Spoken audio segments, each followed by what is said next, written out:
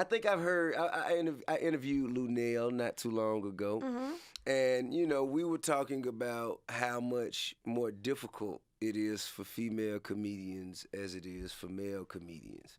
Have you ever experienced anything like that? I mean, it's hard to say because first of all, I've only ever been a female comedian, so I don't know what's harder on the other side. Right. I've also been really lucky.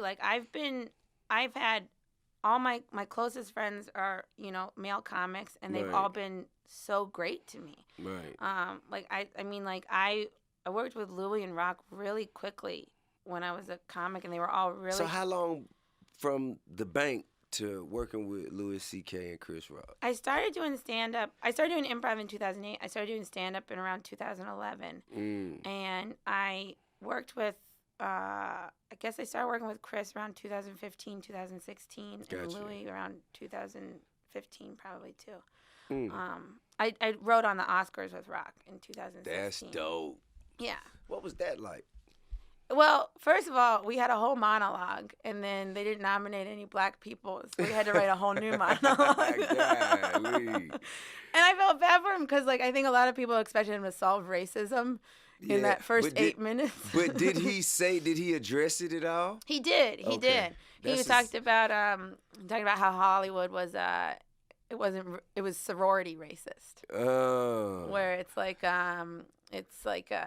yeah, you're not like a Kappa, it's you can come here, but you're not like a Kappa. Damn. But yeah, it was, that was amazing. It was a good experience. He's great to work with. Chris we always have a great time, man. I see him a lot, at Dave's functions, and he's actually one of my favorites. He's in my top 5. Yeah. How about you? Who's your top 5 comedians? Let's see. It would say Dave, Louis, Rock, probably Bill Burr, and Bill Burr's a beast. Yeah, and that fifth spot. Fifth spot can kind of rotate sometimes. I know it. I'll put. All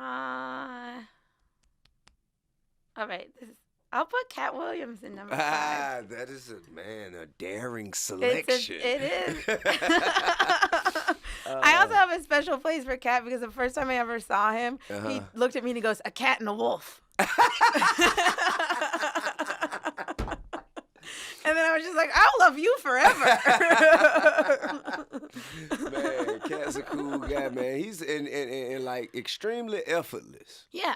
Extremely effortless, man. I mean, you could tell that there isn't, I'm sure he works at his craft, but he goes in there and you could tell that it's of the moment, present thoughts. Yeah. You know what I'm saying? Yeah. It's kind of like freestyling for, for an artist. Yeah.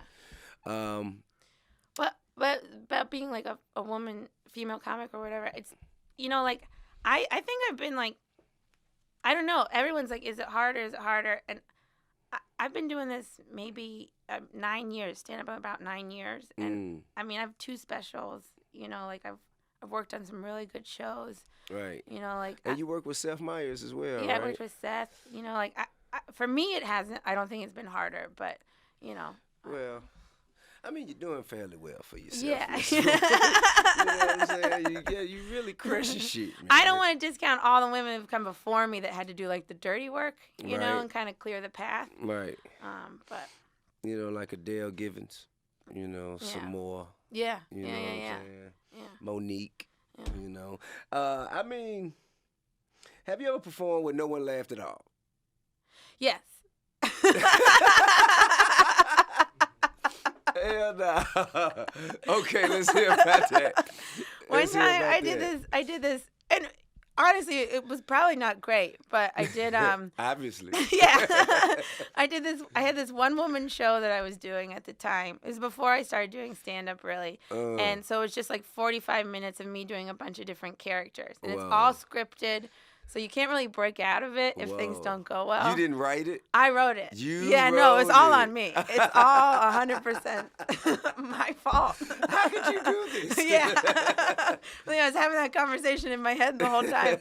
But it was for like I did it at this small theater, and there was like 12 people from like a tour group there, and they just sat and stared at me the whole time while I went through this whole 45-minute long thing. It felt like I got kicked in the chest. It was a slow crash. Yeah. Oh man, it was brutal. And like just because it's also like it's hard to do terribly and also like be like changing wigs and like putting on dumb costumes. You had the Tyler Perry wigs in there. Just like demoralizing it everywhere. Man, I seen that movie. Me and my wife watched that movie, man, Fall from Grace on Netflix. I didn't see that one. Man, listen, man, great acting. Horrible hair pieces. Listen, man, the hair pieces. Well, it was like, yo, what's up? This a Party City wig, bro. Like you have $1 billion. Man, I'm talking about that's how the rich stay rich. You know what I'm saying?